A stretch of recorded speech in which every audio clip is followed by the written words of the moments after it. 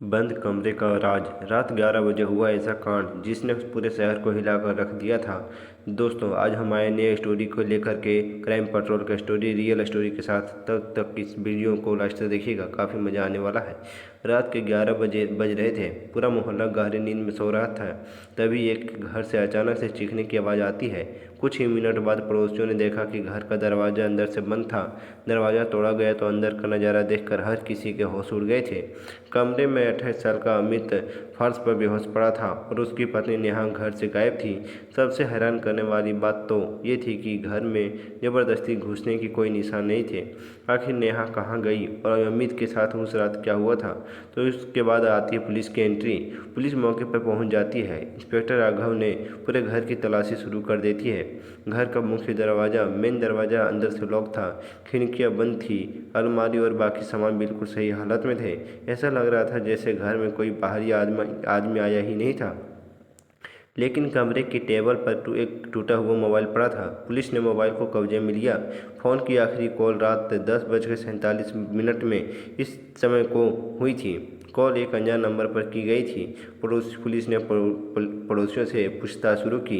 एक पड़ोसी ने बताया कि ये साहब, रात करीब 10:30 बजे यानी 10:30 में मैंने अमित को और नेहा को घर के बाहर बहस करते देखा था। पुलिस ने तुरंत सवाल किया, किस बात पर झगड़ा हो रहा था? पड़ोसी ने बताया कि दोनों के बीच पिछले कुछ दिनों से पैसों के लेकर विवाद काफ़ी ज़्यादा चल रहा था। अब शक की पहली सुई नेहा की तरफ घूमने लगती है। लेकिन पुलिस एक बात परेशान कर रही थी कि अगर नेहा ने अमित पर हमला किया था तो वह घर से बाहर कैसे गई। पुलिस ने आसपास लगे सीसीटीवी कैमरे को फुटेज खंगालनी शुरू की। रात 10:52 में एक लड़की घर के आसपास से गुजरती दिखाई देती है। उसने अपना चेहरा दुपट्टे से ढक रखा था। कुछ देर बाद वही लड़की वापस जाती हुई दिखाई देती है। पुलिस को लगा कि शायद यही नेहा है, लेकिन जब फुटेज को करीब से देखा गया तो लड़की के पैरों के सफ़ेद जूते दिखाई देते हैं, जबकि नेहा के पास ऐसे जूते थे ही नहीं। अब मामला और रहस्यमय हो जाता है। अब अगली सुबह अमित को होश आता है। इंस्पेक्टर राघव ने उससे पूछा, तुम्हारे साथ ऐसा क्या हुआ था? अमित ने बताया कि रात को नेहा से बहस हो गई थी। इसके बाद उससे अचानक से सिर में तेज दर्द महसूस होने लगा था। फिर उसे कुछ याद नहीं। पुलिस ने पूछा, क्या तुम्हें किसी पर शक है? अमित कुछ देर चुप रहा। फिर उसने एक नाम लिया। वो नाम था विकास। विकास अमित का पुराना दोस्त था। दोनों के बीच कुछ महीने पहले पैसों को लेकर काफ़ी ज़्यादा विवाद हो गया था। पुलिस विकास के घर पहुंचती है। विकास ने कहा कि वह रात को अपने घर पर था, लेकिन पुलिस ने जब उसका मोबाइल लोकेशन रिकॉर्ड चेक किया तो पता चला कि उसका फ़ोन अमित के घर के आसपास मौजूद था। विकास से फिर से सवाल किया गया। वह घबरा गया, लेकिन उसने कहा, मैं वहां गया था मगर अमित से मिलने नहीं। पुलिस ने पूछा, फिर किससे मिलने गए थे? विकास ने कोई जवाब नहीं दिया। अब पुलिस को यकीन हो गया था कि विकास से कुछ छिपा रहा है। पुलिस ने अमित के घर की दोबारा तलाशी ली। इस बार उन्हें सोफे के नीचे से एक छोटा सा बैग मिला और बैग में कुछ कागजात और एक पेन ड्राइव रखी थी। पेन ड्राइव में कई वीडियो भी थे।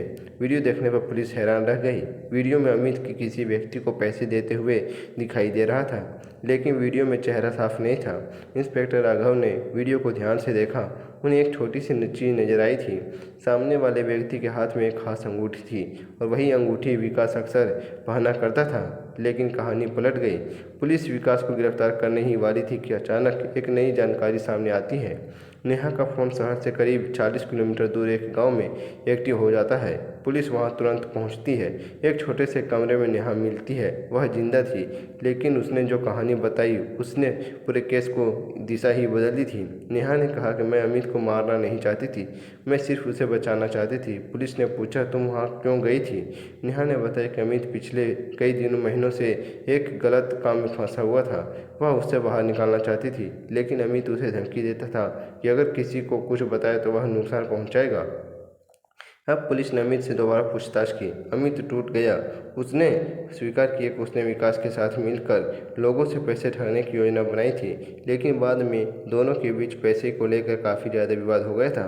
अमित ने सारी जानकारी पेन ड्राइव में सुरक्षित कर ली थी ताकि ज़रूरत पड़ने पर विकास को ब्लैकमेल कर सके। उस रात विकास के घर आया था दोनों के बीच बहस हुई। गुस्से में विकास ने अमित पर हमला किया, लेकिन तभी नेहा वहां पहुंच गई। नेहा ने पुलिस को फ़ोन करने की कोशिश की। विकास डर कर वहां से भाग गया और नेहा अपनी सुरक्षा के लिए गांव चली गई। लेकिन पुलिस के सामने अभी एक सवाल था, घर का दरवाज़ा अंदर से लॉक कैसे था? जांच में पता चला कि दरवाजे में ऐसा लॉक सिस्टम था जिसे बाहर से भी एक खास तरीके से लॉक किया जा सकता था, और यही वह छोटी सी गलती थी जिसने पूरे मामले का राज खोल दिया। सीसीटीवी फुटेज में दिखाई देने वाली लड़की भी नेहा नहीं, बल्कि विकास की एक साथी थी। उसने पुलिस को गुमराह करने के लिए दुपट्टा पहन रखा था। पुलिस ने विकास और उसके साथी को गिरफ्तार कर लिया। पूछताछ में सामने आया कि दोनों काफ़ी समय से लोगों को झूठे निवेश और पैसों के लालच में फंसा कर ठगी कर रहे थे। अमित भी इससे पूरे नेटवर्क का हिस्सा था, लेकिन पैसों के बंटवारे को लेकर तीनों के बीच विवाद हो गया था। एक छोटी सी लालच ने कई लोगों की ज़िंदगी बर्बाद कर दी थी। तो इस स्टोरी से, इस कहानी से सीख मिलती है कि इंस्पेक्टर राघव कमरे की तरफ देखते हुए कहते हैं कि अपराध चाहे कितना भी सोच समझ कर किया जाए, कोई न कोई सुराग जरूर छोड़ता है। और इस कहानी से हमें यह सीख मिलती है कि लालच और गलत संगत इंसान को ऐसी जगह पहुंचा सकती है जहां से वापस आना मुश्किल हो जाता है। अगर आपको यह कहानी पसंद आई हो तो वीडियो को लाइक करें और चैनल को सब्सक्राइब जरूर करें। याद रखिए, सावधान रहिए, सुरक्षित रहिए। तो इस वीडियो में इतना ही, मिलता है फिर नेक्स्ट वीडियो में। तब तक के लिए बाय बाय।